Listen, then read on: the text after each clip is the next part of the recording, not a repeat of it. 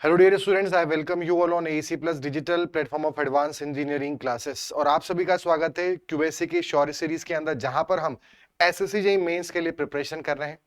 QSC के हम और भी सेशन ले चुके हैं और इस सेशन के अंदर हम डिस्कस करेंगे सिंकिंग फंड वैल्यूएशन इन कॉन्सेप्ट्स पर, डेप्रिसिएशन, बुक वैल्यू इन कॉन्सेप्ट्स पर न्यूमेरिकल।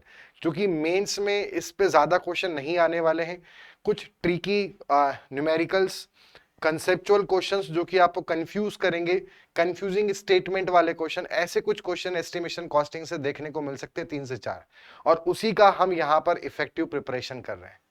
सेशन को आगे बढ़ाते हैं। अगर आपको रिवीजन में हेल्प की जरूरत है तो आप एसी प्लस एप्लीकेशन पे available practice plus revision batch को ज्वाइन कर सकते हैं, जहां आपको मिलेगा 200 से अधिक आवर्स का लेक्चर मॉड्यूल, 3000 से अधिक क्वेश्चंस के प्रैक्टिस सेशन, 100 से अधिक टेस्ट की टेस्ट सीरीज, और साथ में पीडीएफ डाउनलोडेबल नोट्स। मतलब जो पीडीएफ रहेंगे आपके पास लेक्चर मॉड्यूल्स के और प्रैक्टिस सेशन के, उनको आप डाउनलोड कर सकते हो, किसी भी टाइम अपनी प्रिपरेशन कर सकते हैं। ऐसे और भी कई फीचर्स हैं इस कोर्स के, तो उसके लिए आप एसी प्लस एप्लीकेशन को डाउनलोड करें और फीचर्स को चेक करें और अपनी प्रिपरेशन को स्टार्ट करें। सेशन में आगे बढ़ेंगे तो ये है हमारा लेक्चर नंबर 4। टॉपिक है सिंकिंग फंड एंड वैल्यूएशन। यहां से हम इन क्वेश्चंस को सॉल्व करेंगे, साथ में प्लिंथ एरिया और ऐसे भी कुछ कॉन्सेप्ट्स पर हम न्यूमेरिकल फोकस करेंगे। तो पहला क्वेश्चन है, calculate the quantity of fine aggregate required for construction of a circular water tank of 3.5 meter diameter and 5 meter height if M25 cement concrete is used। तो हमें यहां पर क्या पूछा है, क्वांटिटी ऑफ फाइन एग्रीगेट पूछा है और M25 कॉन्क्रीट है। तो M25 अगर कॉन्क्रीट है तो उसका प्रपोर्शन होगा 1:1:2। ये प्रपोर्शन हो गया सीमेंट, सैंड एंड ग्रेवल का, या cement, fine aggregate, coarse aggregate का। अब इसमें सर्कुलर वाटर टैंक है, वाटर टैंक की हमें थिकनेस नहीं दी है। जो यहां पे हमें वाटर टैंक बनाना है, सर्कुलर वाटर टैंक, तो उस वाटर टैंक के अंदर हमें साथ में कुछ इन यहां पर थिकनेस भी इनको देनी चाहिए। इन्होंने डायामीटर तो दिया है 3.5 मीटर और साथ में हाइट भी दी है हमें 5 मीटर, बट यहां पर साथ में इसमें जो इसकी थिकनेस थी, ये कितना मोटा है, ये इन्होंने यहां पर हमें मेंशन नहीं करा। इफ इन केस वो मेंशन होता तो जितना पोर्शन में शेड करना हो उतने पोर्शन का हमें वॉल्यूम यहां पे निकालना होता। ठीक है, मतलब जो आपका मटेरियल लगेगा वो तो इतने पोर्शन में लगेगा। तो हमारा क्या हम किस तरह से करते कि π/4 d आउटर का स्क्वायर माइनस d इनर का स्क्वायर। तो ये जो हमारे पास यहां पर पोर्शन है, इतना इतना पोर्शन, इसका हम एरिया निकाल लेते एज ए होलो सेक्शन मान के, और उसमें हाइट का मल्टीप्लाई करते, तो जितना मटेरियल लगा उतने का वॉल्यूम आ जाता। But due to absence of the inner dia और द थिकनेस, हम इस केस में जो सीमेंट कॉन्क्रीट का वॉल्यूम है वो टोटल इसका सिलेंडर का वॉल्यूम मान के चलेंगे। डेटा नहीं है, इस कारण हम ये अजम्पशन ले रहे हैं, और इससे फिर हमारा जो एरिया है, वॉल्यूम है, वो जगह π/4 d स्क्वायर इंटू हाइट। तो ये हो गया π/4, डायामीटर है 3.5 का स्क्वायर और हाइट हमारे पास है 5 मीटर। सबको मल्टीप्लाई कर देते हैं, क्या आंसर आ रहा है, इंटू 3.5 का स्क्वायर इंटू 5, ये आ रहा है 47.775 क्यूबिक मीटर। सो ये हो गई हमारे पास यहां पे volume of the cement concrete. अब इतना वॉल्यूम तो हमें चाहिए वेट, यानी अगर हम ड्राई वॉल्यूम निकालेंगे तो हम 47.775 में 1.52 का मल्टीप्लाई कर देंगे, तो ये ड्राई वॉल्यूम आ जाएगा ऑफ सीमेंट कॉन्क्रीट। इसमें से हमें क्या बताना है, फाइन एग्रीगेट का वॉल्यूम बताना है। तो हम ये कर सकते हैं यहां पर, volume of fine aggregate required, dry volume कितना हमें चाहिए। सो ये हो जाएगा 47.775 इंटू 1.54 या 52 ड्राई के लिए। अपॉन M25 के अंदर प्रपोर्शन कितना है 1 1 2, तीनों को ऐड करेंगे तो कितना हो जाएगा 2 + 1 3 3 + 1 4, यानी 4 और इनटू में 1, ये हमारे पास फाइन एग्रीगेट का इससे वॉल्यूम निकल के आ जाएगा। सो 47.775 इंटू 1.52 डिवाइडेड बाय 4, ये आ गया 18.15 cubic metre. 18.15 cubic metre is the dry volume. 18.15 को लगभग हम 18.5 मान सकते। So B will be the correct answer. हमारे पास जो आंसर आएगा वो क्या आ गया, बी।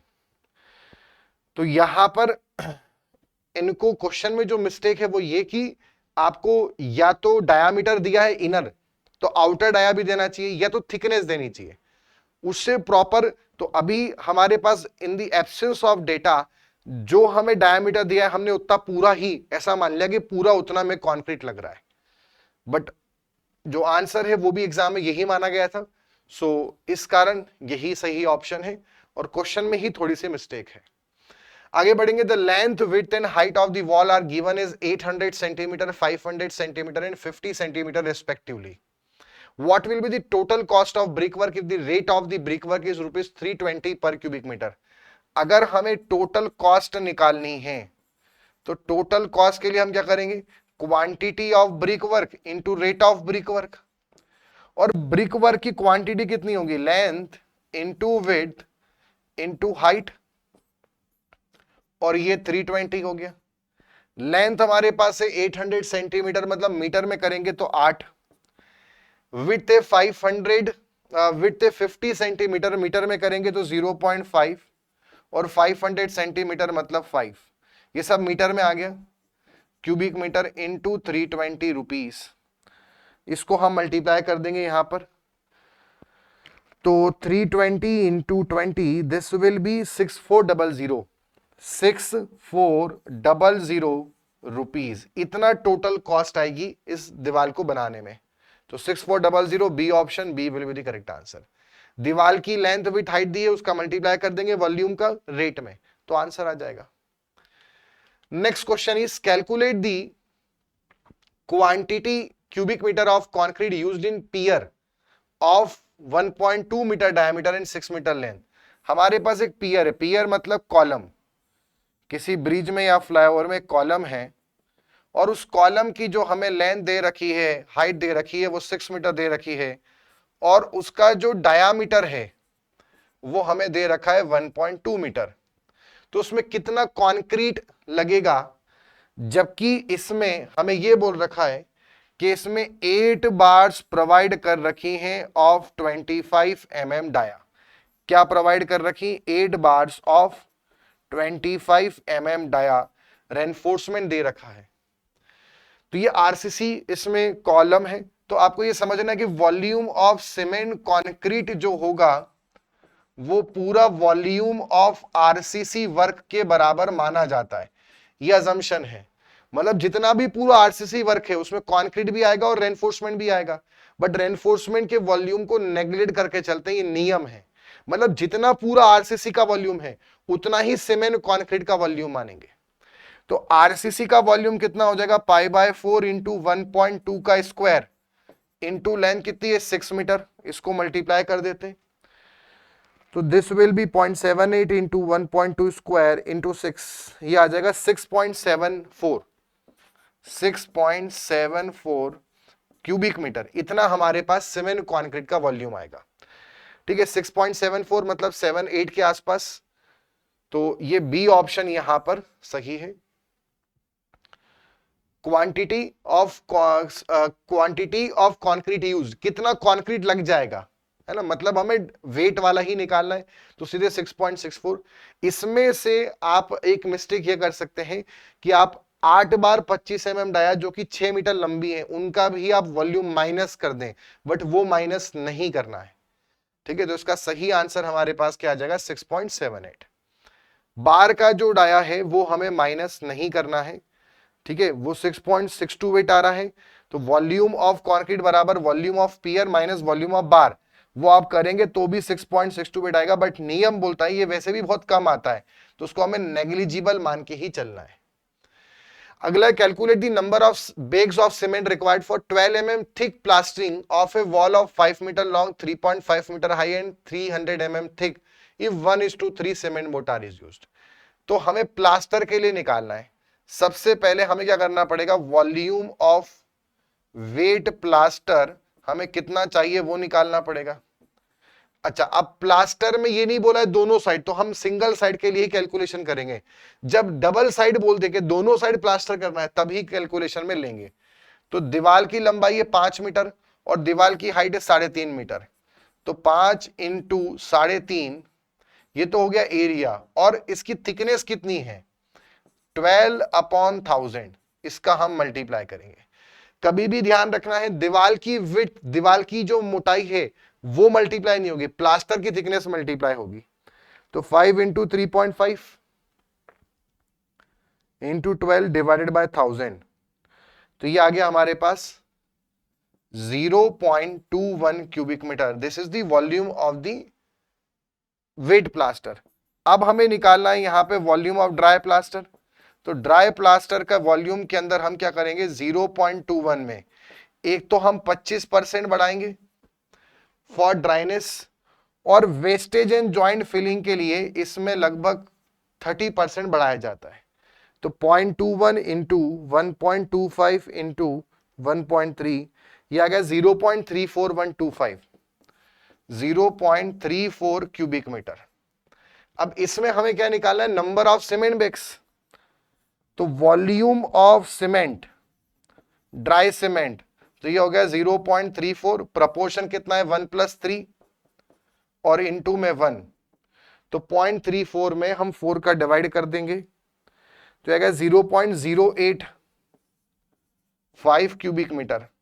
और हमें सीमेंट में बैग्स चाहिए, तो जब बैग्स निकालना हो तो उसमें 30 का और मल्टीप्लाई कर दो, तो लगभग ये हमारे पास आ गया 2.55 बैग्स।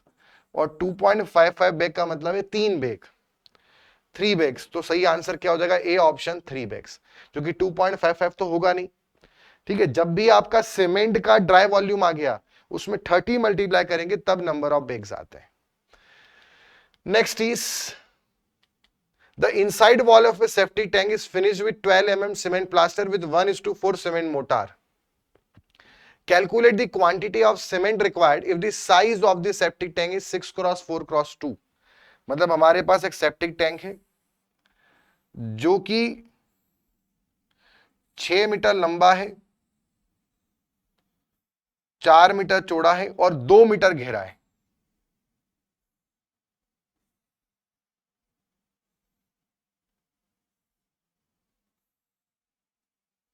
ये इस प्रकार से हमारे पास सेप्टिक टैंक है। और सेप्टिक टैंक के अंदर हमें डायमेंशन दे रखा है कि वो 6 मीटर लंबा है, साथ में 4 मीटर उसकी विड्थ है और 2 मीटर उसकी गहराई है। और साथ में प्लास्टर कहां पे कर रहे हैं, सिर्फ इनसाइड वॉल पे बोला है। वैसे तो प्लास्टर नीचे वाले पर भी होगा बट बेस पे नहीं करना है, और टॉप तो खुला होगा। मतलब प्लास्टर कहां होगा, इस साइड पर, इस साइड पर, इस साइड पर और इस साइड पर, सिर्फ 4 साइड होगा। तो अगर हम निकालें एरिया ऑफ वॉल जहां प्लास्टर होगा, तो 4 इंटू 2 की तो 2 दीवार आएंगी, ये वाली और ये वाली, और 6 और इंटू 2 की 2 दीवार आएंगी, मतलब 6 इंटू 2 प्लस 4 इंटू 2, और दोनों का डबल डबल, 2 ऐसी दीवारें होंगी। तो ये हो गया 12 और वो हो गया 8, मतलब 20, 20 और 2 ये हो गया 40 स्क्वायर मीटर। अब हमें निकालना पड़ेगा वॉल्यूम ऑफ वेट प्लास्टर। हमें गीला प्लास्टर कितना चाहिए, तो 40 इंटू प्लास्टर की थिकनेस कितनी है, 12 mm वाला प्लास्टर करना है, तो 12 बटे ये हो जाएगा 1000, तो 12 4 जा 48, तो ये आ जाएगा 0.48 क्यूबिक मीटर। अब इसमें हमें निकालना है क्या, volume of, calculate the quantity of cement. तो वॉल्यूम ऑफ ड्राई सीमेंट कितना हो जाएगा, इतना तो हमें वेट प्लास्टर चाहिए, तो 0.48, इसमें हम बढ़ाएंगे 25%, फिर बढ़ाएंगे 30%, और फिर प्रपोर्शन क्या दे रखा है हमें प्लास्टर का, 1:4, तो 5 का डिवाइड कर देंगे 1 + 4 का, तो ये हो गया 0.48 इंटू 1.25 इंटू 1.3 डिवाइडेड बाय 5, तो आएगा 0.156 0.156 cubic metre. This is the volume of dry cement, 0.156. 156. तो 156 is near about 0.147, मतलब C will be the correct answer. 156.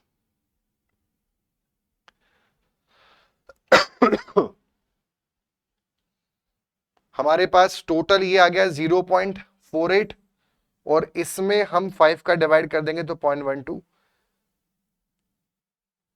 इसमें 30% इन्होंने नहीं किया हुआ है तो 0.12, पर इसका जो सही आंसर हमारे पास, या 30% भी करना पड़ेगा इसमें, क्योंकि ये हम करते हैं वेस्टेज और जॉइंट फिलिंग के लिए.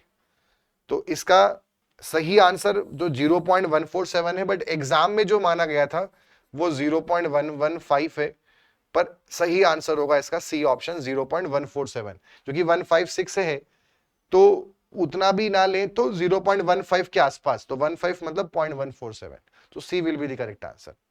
अगला क्वेश्चन है इफ द इफेक्टिव, और ऐसा जो वेरिएशन है कि हम कुछ कैलकुलेशन कर रहे हैं, क्योंकि हम 25% बढ़ा रहे हैं, कब हम 30 बढ़ा रहे हैं, ये फैक्चुअल है जो ऑथर्स टू ऑथर्स वेरी करते हैं कभी कभी, इसलिए यहां पर एग्जैक्ट आंसर आपका मैच हो गिवन ऑप्शन में से जरूरी नहीं है, बट ये है कि हाँ मोस्ट ऑफ आपका ऐसा होगा. 10% केस में ऐसा हो सकता है कि आप कुछ कैलकुलेट कर रहे हैं, आपका आंसर कुछ आ रहा है, आप ऑप्शन में कुछ टिक कर रहे हैं और एग्जाम वाला कोई और ही सही आंसर मान रहा है. सो उसके लिए हमारे पास कोई ऑप्शन नहीं है. जो हमारे पैटर्न है, क्योंकि एक्सपेरिमेंटल डेटा है कि 25 बढ़ाना है, अब कोई ऑथर उसको 20% बढ़ाने का बोल सकता है. सो इट में वेरी, इट में फ्लक्चुएट, तो आपको उसमें परेशान होने की जरूरत नहीं है. जो आपने सीखा है, जो आपने समझा है, आपको वही कॉन्सेप्ट वहां पे लगाने हैं. If the effective plan area of warehouse is 54 square metre, warehouse जो है एक, उस वेयरहाउस का जो पूरा प्लान एरिया है वो हमें दे रखा है 54 मीटर स्क्वायर. आगे बोल रहा है the maximum height of the piles permitted is 270 centimetre, मतलब वहां पर हम सीमेंट की जो बैग्स रखेंगे एक के ऊपर एक, तो मैक्सिमम हाइट जो परमिटेड है वो है 270 सेंटीमीटर. तो हम कितना नंबर ऑफ सीमेंट बैग्स वहां पे स्टोर कर सकते हैं, इसके लिए आपको दो डेटा याद रखना है. सबसे पहली बात आपको यह ध्यान रखनी है कि एक सीमेंट बैग जो होता है, area of one cement bag वो होता है 0.3 मीटर स्क्वायर. एक सीमेंट की बोरी 0.3 स्क्वायर मीटर एरिया ऑक्यूपाई करती है, और साथ में एक सीमेंट की जो बैग होता है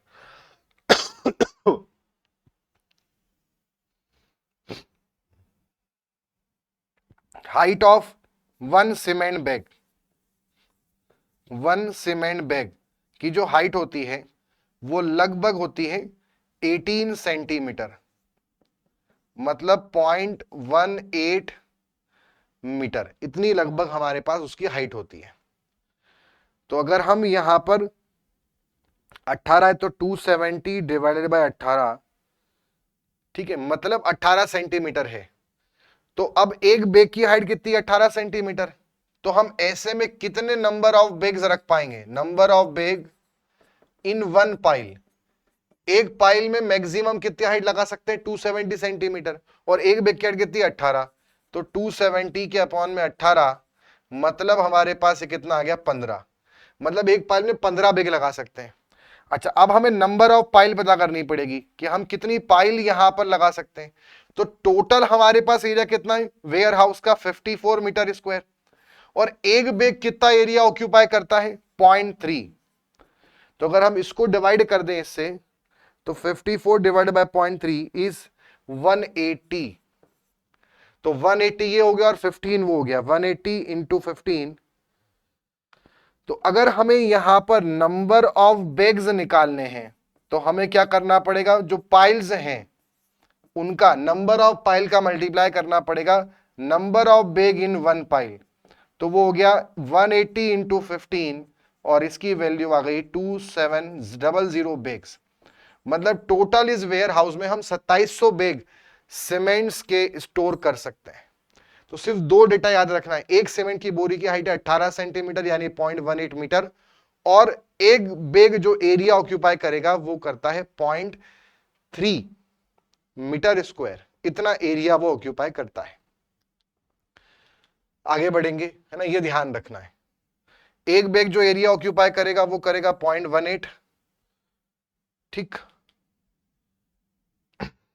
ये मेन आपको डेटा याद रखना है, 0.3 मीटर स्क्वायर और 0.18। Next is what is the quantity of cement and of dry sand in cubic metre respectively required for preparing 1 cubic meter of wet cement mortar of 1:5 proportion। क्या पूछा है, quantity of cement पूछा है और dry sand पूछा है, respectively required for preparing 1 cubic metre of wet cement mortar of 1:5 proportion। इतना हमें मोटार बनाना है। तो वॉल्यूम ऑफ वेट मोटार कितना है, 1 क्यूबिक मीटर।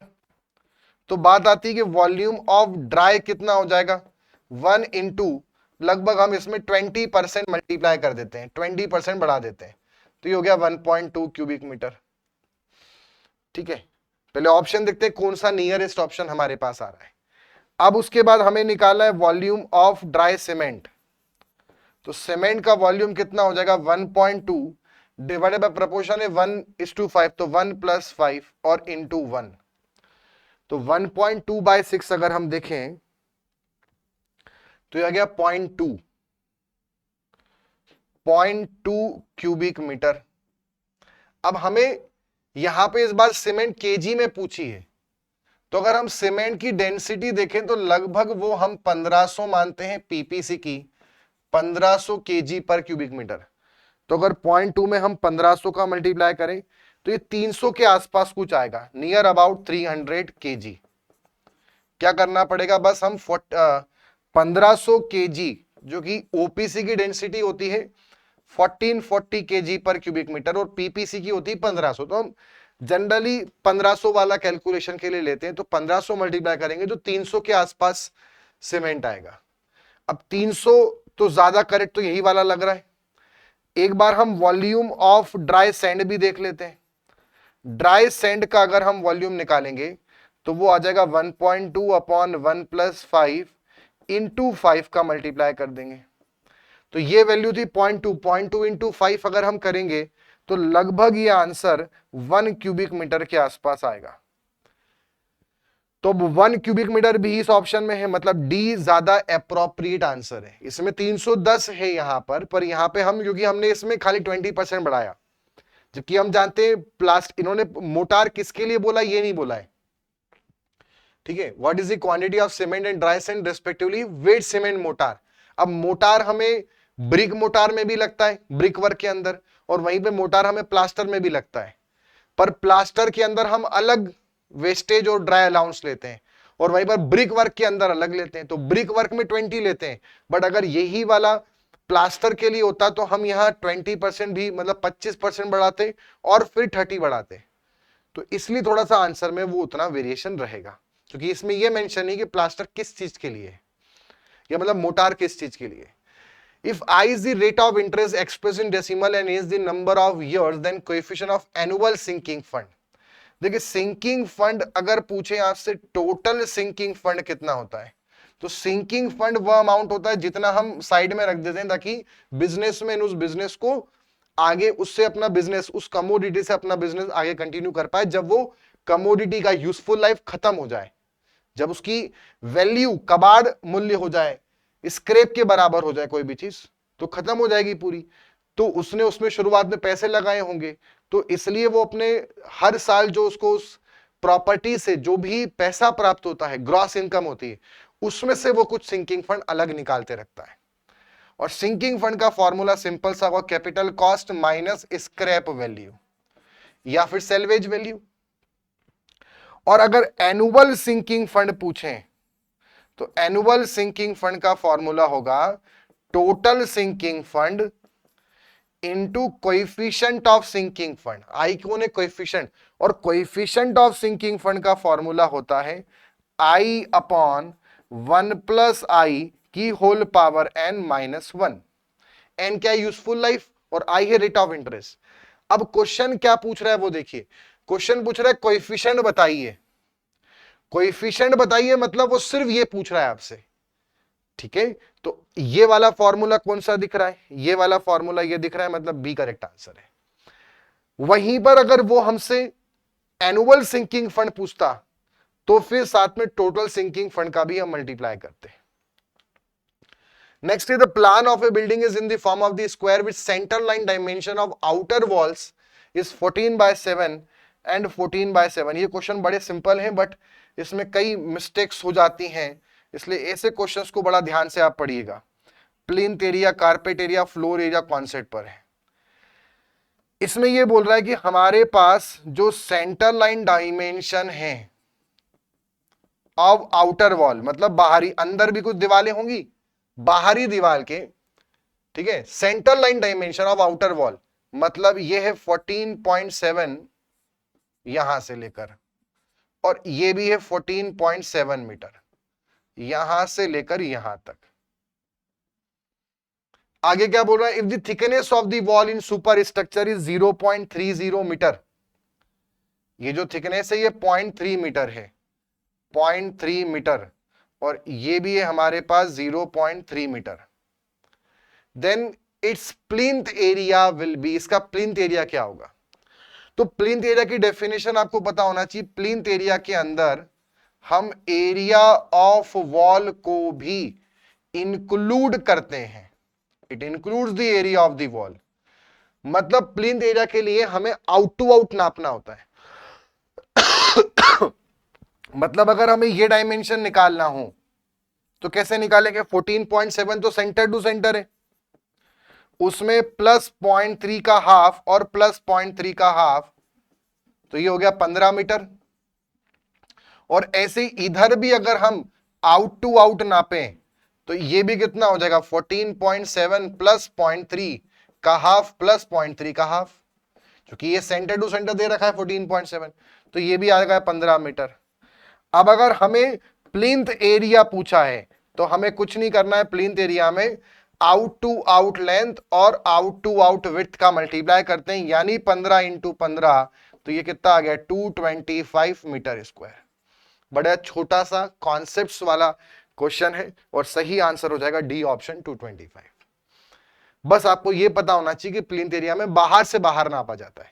वहीं पर अगर इस क्वेश्चन में फ्लोर एरिया पूछता तो फ्लोर एरिया अंदर से अंदर नापा जाता है, तो फ्लोर एरिया पूछता तो हम ये निकालते हैं, तो हम सेंटर लाइन में से 0.3 और 0.3 माइनस करते तो फ्लोर एरिया आता।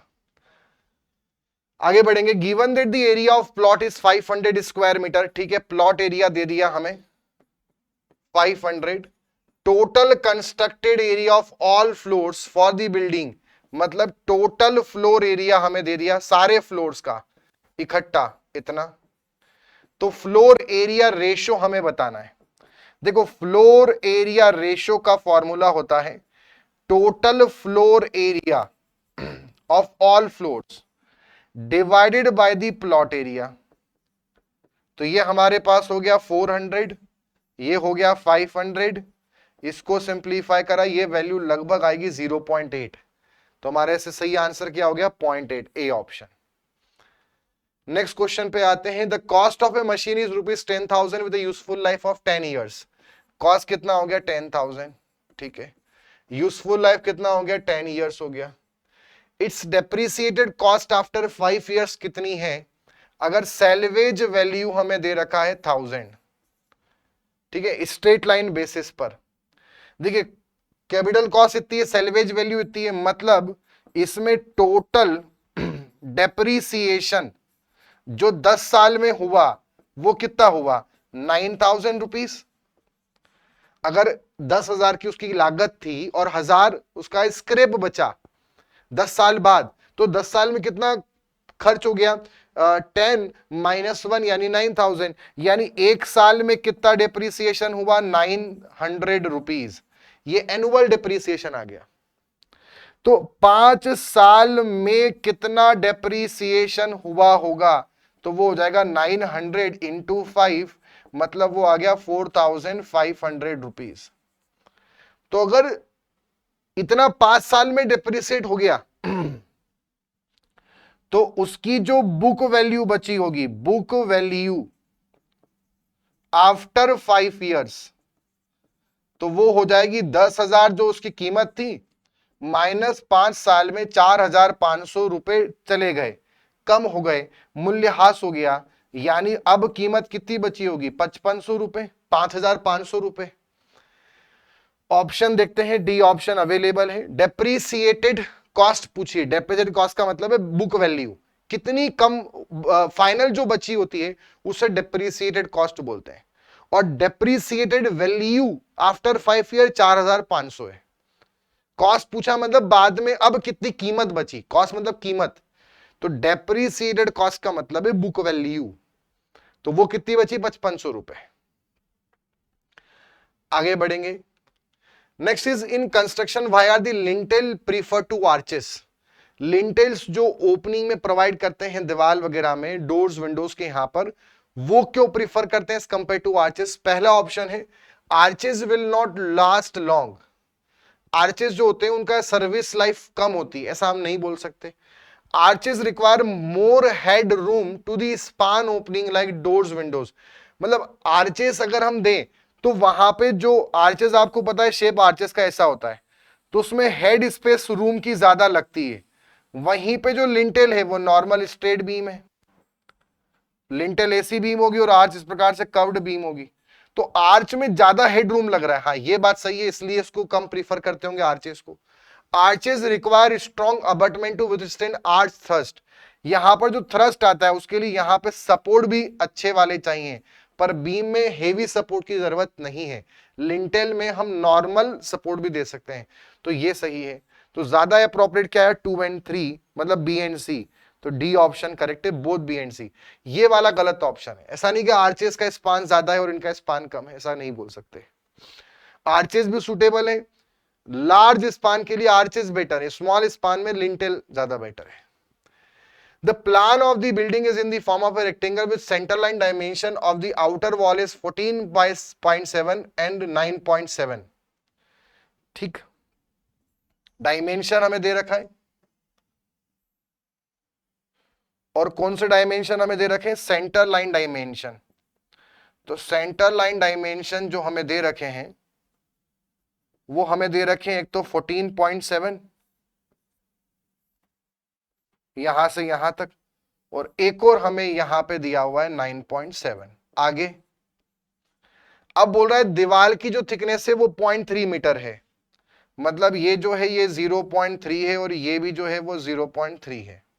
क्या बोल रहा है, what is the floor area of the building. Building का फ्लोर एरिया पूछ रहा है। फ्लोर एरिया आप जानते हैं, प्लिंथ एरिया पूछता तो बाहर से बाहर नापते, फ्लोर पूछ रहा है मतलब ये।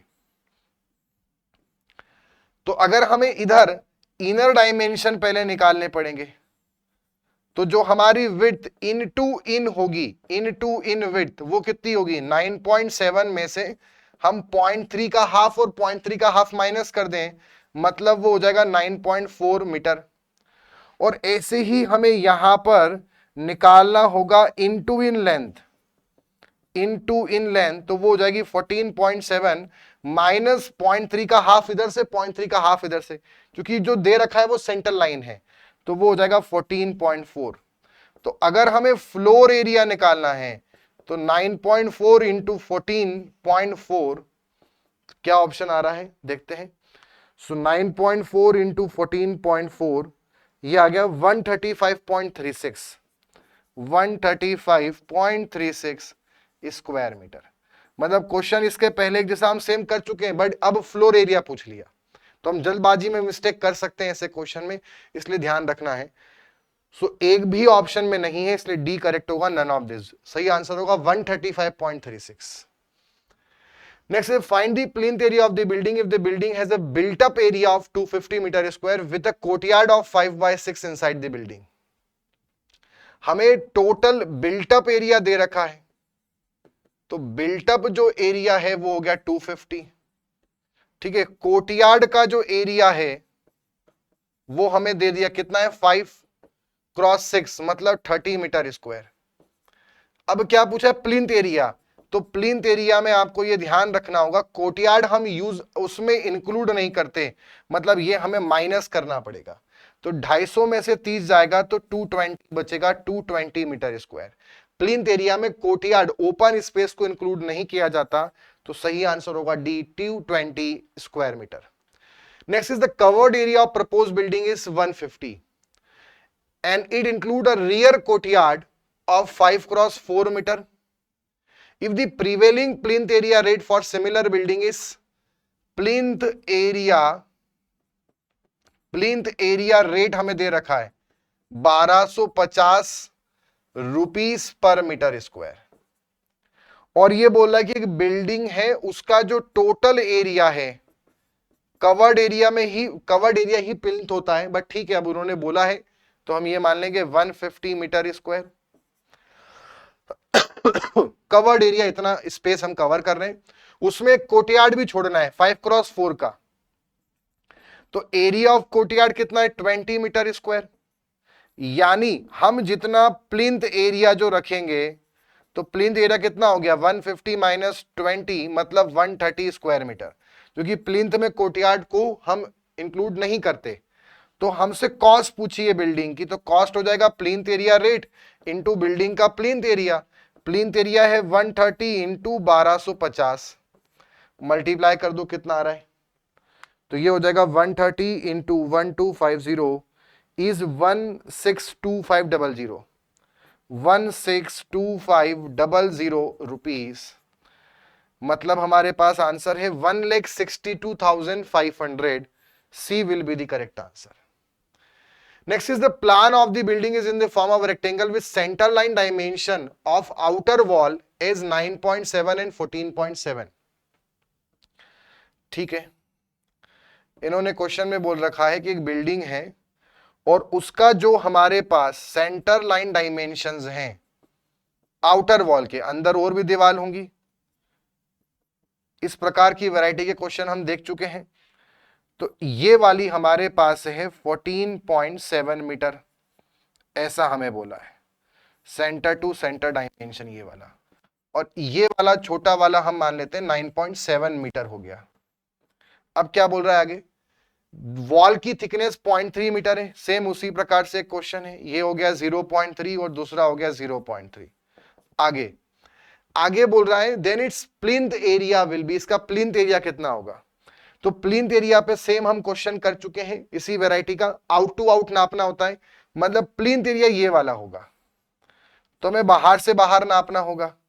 जब बाहर से बाहर नापेंगे तो ये वाला हमारे पास कितना होगा 9.7 प्लस 0.3 का हाफ प्लस 0.3 का हाफ, मतलब 9.7 प्लस 0.3 ये हो जाएगा 10 मीटर।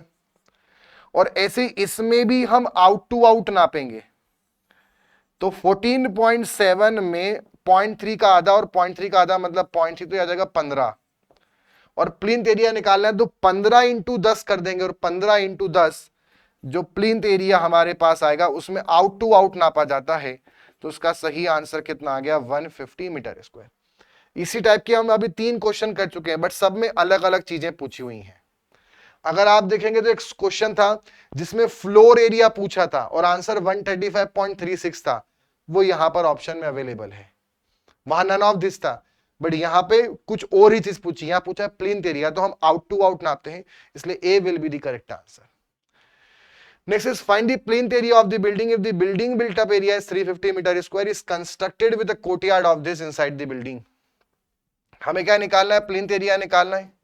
इस प्रकार से क्वेश्चन हम कर चुके हैं, 350 में से हम कोर्टयार्ड वाला माइनस कर देते हैं, तो 5.5 इंटू 6.5, बस ये कोर्टयार्ड का हमने माइनस कर दिया, तो इसमें हो जाएगा 350 माइनस 5.5 इंटू 6.5, ये आ गया 314.25, 314.25 मीटर स्क्वायर, ये प्लिंथ एरिया आ जाएगा। ऑप्शन में है बी ऑप्शन 314.25। नेक्स्ट क्वेश्चन पर आते हैं, determine the present value of the building if the plinth area is 150 square metre.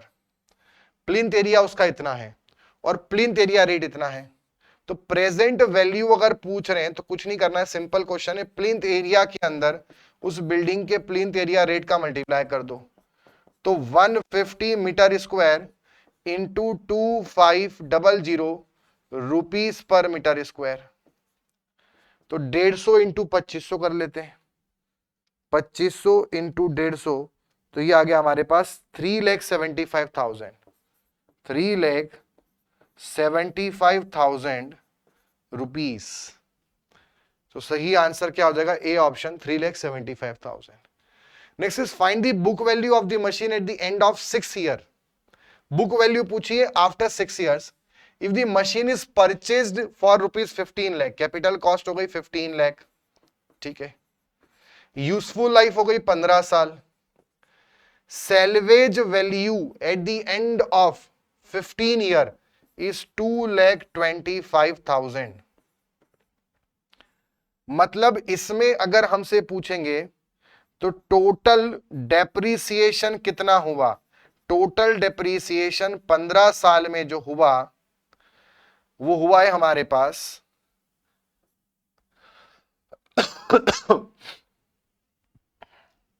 12,75,000 rupees, इतना 15 साल में हुआ। तो एक साल में कितना डेप्रीसिएशन हुआ? तो अगर हम इसमें से 12,75,000 में से 15 का डिवाइड कर दें तो ये आ गया 85,000 रुपीस का डेप्रीसिएशन हुआ। 6 साल में पूछा है तो 6 साल में कितना हो जाएगा? तो 85,000 इंटू हम 6 कर देते हैं, तो ये हो जाएगा 5,10,000। इतना 6 साल में डेप्रीसिएशन हो गया। तो अगर हमसे पूछेगा बुक वैल्यू बताओ आफ्टर 6 इयर्स, तो हम बोलेंगे टोटल कैपिटल कॉस्ट जितनी है 15 लाख, उसमें से हम 5,10,000 माइनस कर देते हैं, तो 15 में से 5 गया तो 10 लाख बचेगा, मतलब ये आ जाएगा 9,90,000। इतना इसकी कीमत बचेगी, बुक वैल्यू बचेगी आफ्टर 6 इयर्स। तो 9,90,000 यानी B will be the correct answer. Next question is find the value of the building based on the following data. इस डेटा के अकॉर्डिंग बिल्डिंग का हमें क्या बताना है? वैल्यू बताना है। सिंगल स्टोरी बिल्डिंग है, बिल्टअप एरिया इतना है और कोर्टयार्ड इतना है, यानी बिल्डिंग में जो प्लिंथ एरिया है वो कितना हो जाएगा? 150 माइनस 25 मतलब 125 मीटर स्क्वायर, और उसका प्लिंथ एरिया रेट है 5,000, मतलब टोटल जो उसकी लागत लगेगी, कॉस्ट या वैल्यू आएगी वो होगी 125 इंटू 5,000, तो 125 इंटू 5 ही होता है 225, मतलब 2,25,000। इसमें एक बार चेक कर लेते हैं इसको, 125 इंटू 500 है, तो यह आ जाएगा 6,25,000, 625, तो 6,25,000 rupees. This will be the present value of the building. Next is scrap value of a property में भी। देखो स्क्रैप वैल्यू जो होता है वो हमेशा पॉजिटिव, नेगेटिव और जीरो दोनों हो सकते हैं। स्क्रैप वैल्यू हमेशा किसी भी चीज को उसकी यूजफुल लाइफ के बाद डिसमेंटल करने के साथ जो उसकी वैल्यू मिलती है हमें रिटर्न में, वो स्क्रैप कहलाती है। ठीक है, साथ में स्क्रैप वैल्यू जो होती है वो आपकी लगभग 10% होती है ऑफ कैपिटल कॉस्ट। ये भी ध्यान रखना है, ऑफ कैपिटल कॉस्ट। और ये भी ध्यान रखना है कि जो स्क्रैप वैल्यू है इसे जंक वैल्यू भी बोला जाता है। ये नेगेटिव कब हो सकती है? जब मान लो कि आपने उसको बेचना है डिसमेंटल करने के बाद, तो आपके अगर डिसमेंटल करने में ज्यादा पैसे लग गए और मान लो डिसमेंटल करने में 100 रुपए लग गए और डिसमेंटल करने के बाद बेचने में आपको 60 रुपए मिले, तो 40 रुपए एक्स्ट्रा आपके जेब से लग गए यूजफुल लाइफ के बाद, यानी स्क्रैप वैल्यू हो गई -40 रुपीज। वहीं पर आपने डिसमेंटल करा, उसमें आपके पैसे लगे 40 रुपए, और आपने कबाड़ जो निकला डिसमेंटल करने उसको आपने 100 में बेच दिया, तो 40 लगे करवाने में डिसमेंटल में और 100 में बेच दिया, फिर भी 60 रुपए का आपको प्रॉफिट है। मतलब आपका जो स्क्रैप वैल्यू है वो 60 रुपीज मानी जाएगी। तो स्क्रैप वैल्यू पॉजिटिव नेगेटिव सब कुछ हो सकता है, बोथ नेगेटिव और positive, A will be the most appropriate. Next is an electric generator is installed in the building at the cost of ₹50,000. Calculate the annual sinking fund required to be deposited to accumulate the whole amount of 5% compound interest. Assume the life of electric generator is 10 years. तो n क्या हो गया, 10 years हो गया। ठीक, building का cost बता रहा है इतना, तो इतना ही हमें इकट्ठा करना होगा। मतलब टोटल सिंकिंग फंड हमारे पास कितना हो गया इसमें, जितना उसको खरीदने में लगे 50,000 रुपए। क्योंकि स्क्रैप की और सैल्वेज की इसमें इंफॉर्मेशन नहीं, तो हमें यही मानना पड़ेगा। एनुअल सिंकिंग फंड पूछ रहा है हमें कितना इकट्ठा करना पड़ेगा, 5% के रेट से। तो रेट ऑफ इंटरेस्ट दिया है 5%। तो हम पहले कोएफिशिएंट ऑफ सिंकिंग फंड निकालते हैं। इसका फॉर्मूला होता है I/1 + I की होल पावर n-1, मतलब 0.05, 5% का मतलब यही 1 + 0.05 की होल पावर 10-1। इसको सॉल्व करेंगे तो 0.05 डिवाइडेड बाय 1.05, 05 की पावर 10-1, यह आ गया 0.079, 0.079। अब हमें निकालना है एनुअल सिंकिंग फंड। तो एनुअल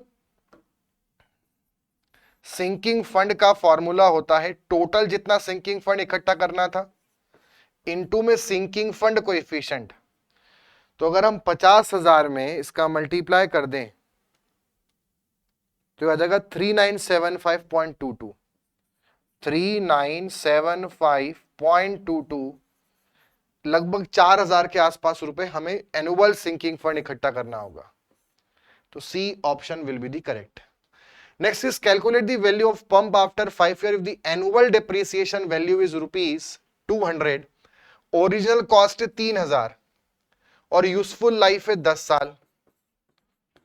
ठीक है, कैपिटल कॉस्ट कितनी है 3,000 और इसमें एनुअल डेप्रिसिएशन जो हो रहा है, हर साल जो डेप्रिसिएशन हो रहा है, ठीक है, वो 200 रुपए हो रहा है। अब अगर हर साल 200 रुपए हो रहा है तो ये पूछ रहा है 5 साल बाद कितनी कीमत बचेगी। तो अगर आपका डेप्रिसिएशन अप टू 5 इयर्स कितना हो जाएगा, हम कांस्टेंट मान के चलेंगे डेप्रिसिएशन हर साल। तो अगर हर साल 200 हो रहा है तो 5 साल में कितना हो जाएगा, 5 × 200, मतलब ये आ जाएगा 1,000 रुपए। तो कीमत थी 3,000 और 5 साल में 1,000 रुपए कम हो गया, डेप्रिसिएट हो गया, मतलब वैल्यू कितनी बचेगी, cost minus depreciation up to 5 years, तो हो जाएगा 2,000 रुपए। बेसिक क्वेश्चन है, इसमें यूजफुल लाइफ का कोई रोल नहीं है, सिंपल क्वेश्चन है, 2,000 सीधे आंसर हो जाएगा। 5 साल तक कितना डेप्रिसिएशन हुआ, 1,000 रुपए। इन्होंने पूछा है वैल्यू बताओ आफ्टर 5 ईयर, तो cost minus depreciation up to 5। Which of the following is not included in the floor area? Floor area में हम किसको इंक्लूड नहीं करते हैं? तो फ्लोर एरिया में एरिया ऑफ वॉल को तो बिल्कुल इंक्लूड नहीं करते हैं, ये सही आंसर है। क्लियर कवरेज एरिया मतलब जो कवर्ड है, कवर्ड तो उसमें आता है। ये पूछ रहा है क्या इंक्लूड नहीं करते हैं, तो ये तो ऑप्शन गलत हो जाएगा। Sills of the doors and sills of the windows, floor area में सिल्स ऑफ डोर्स तो आता है, ठीक है, बट सिल्स ऑफ विंडोज नहीं आता। विंडो की जो दहलीज है वहां तो दीवार आएगी ना, जहां खिड़की की चौखट है वहां तो दीवार है और दीवार उसमें इंक्लूड नहीं होती है। तो ये हमारे पास इसमें सही आंसर होगा। ठीक है, सिल्स ऑफ डोर्स जहां दरवाजे की चौखट है वहां तो टाइल्स आती है और जहां टाइल्स आती है वो फ्लोर एरिया में काउंट होता है, तो सिल्स ऑफ डोर इंक्लूड होगा, मतलब ये भी गलत है। तो सही आंसर होगा 2 and 4, यानी D will be the correct answer. 2, 3 and 4, मतलब एरिया ऑफ वॉल तो नहीं आएगा, इसका सही आंसर जो होगा बच्चों 2, 3 and 4 नहीं, 2 and 4 होगा। Area where tiles are not provided, ठीक है, जहां टाइल्स नहीं दी, जहां टाइल्स दी जा रही, include the area where tiles are provided, वो एरिया आता है जहां टाइल्स होती है, वही फ्लोर एरिया होता है। Plinth area minus area of wall, उसमें वॉल नहीं आता है और सिल ऑफ विंडोज नहीं आती है। जहां दरवाजे की चौखट है वहां तो टाइल्स आती और वो फ्लोर एरिया में जोड़ा जाता है। Calculate the preliminary estimate for a building having a total carpet area of 500 square metre, extra provision is 10% of carpet area provided for walls and verandas, plinth area rate इतना है। तो हमें अगर हम इसका टोटल प्लिंथ एरिया निकाल लें पहले, तो प्लिंथ एरिया हमारे पास कारपेट एरिया है 500 और 10% और एक्स्ट्रा लेना है, तो हम इसमें 1.1 का मल्टीप्लाई कर देते हैं, तो ये आ जाएगा हमारे पास 550 स्क्वायर मीटर। और अगर कॉस्ट निकालनी है तो रेट हमारे पास है, तो हमें 550 में 1200 का मल्टीप्लाई करना पड़ेगा, तो हमारे पास कॉस्ट आ जाएगी। सिंपल क्वेश्चन ऐसा हम कर चुके हैं, तो 550 इंटू 1200 ये आ जाएगा 6,60,000 6,60,000 rupees will be the final answer. तो 6,60,000 इतना कारपेट एरिया दिया है, 10% एक्स्ट्रा लेना है और रेट दे रखा है, तो एक्स्ट्रा करके रेट से मल्टीप्लाई कर देंगे। Next is calculate the years purchase for a property of useful life of 30 years and rate of interest is 5% per annual. The rate of interest for sinking fund is 3%। देखिए years purchase का formula होता है, years purchase का formula क्या होता है, years purchase का हमारे पास फॉर्मूला होता है कि जितना भी हमारे पास कैपिटल कॉस्ट है डिवाइडेड बाय नेट इनकम।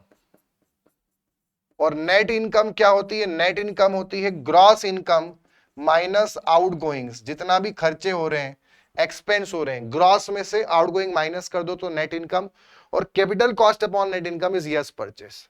और ईयर्स परचेस का एक और फॉर्मूला होता है, वो होता है 1 upon rate of recovery, rate of recovery. ठीक है, तो ये भी ध्यान रखना है, इसमें जो रेट ऑफ रिकवरी होती है, रेट ऑफ रिकवरी, इसका एक और फॉर्मूला होता है, ये होता है इंटरेस्ट रेट प्लस आपका सिंकिंग फंड का जो इंटरेस्ट रेट है, उन दोनों का सम। यानी ईयर्स परचेस अगर निकालना है तो हम सीधे यहां पर आपका जो इंटरेस्ट रेट है साथ में सिंकिंग फंड का जो इंटरेस्ट रेट है, दोनों को जोड़ देंगे तो भी हमारा ईयर्स परचेस आ जाएगा। अब हमें क्या दे रखा है, 30 साल की तो यूजफुल लाइफ है, उसका कोई जरूरत नहीं है। ईयर्स परचेस पूछा है, सिंकिंग फंड का इंटरेस्ट दे रखा है, तो सिंकिंग फंड का इंटरेस्ट हो गया 3%। हमारे पास सिंपल इंटरेस्ट जो दे रखा है वो 5% दे रखा है, तो हमारा जो रेट ऑफ रिकवरी है वो हो जाएगा 8%।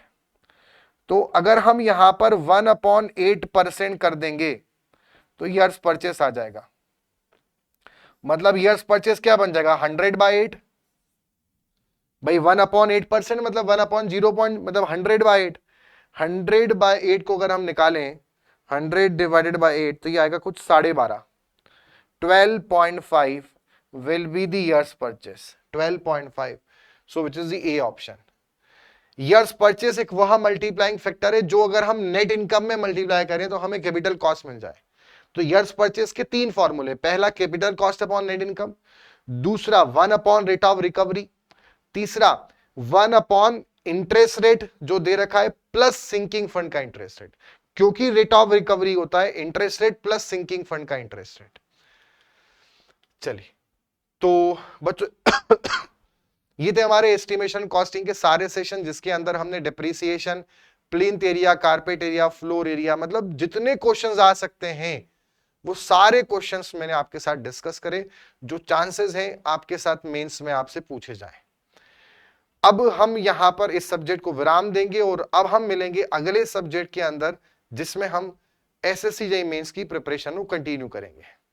आई होप कि आपको वीडियो अच्छा लगा हो तो वीडियो को लाइक करें, शेयर करें, चैनल को सब्सक्राइब करें, और इसका पीडीएफ इस ऑफिशियल टेलीग्राम चैनल पे मिलेगा, जिसका लिंक इस वीडियो के डिस्क्रिप्शन में है। मिलते हैं ऐसे ही अगले सेशन में, तब तक के लिए goodbye and take care.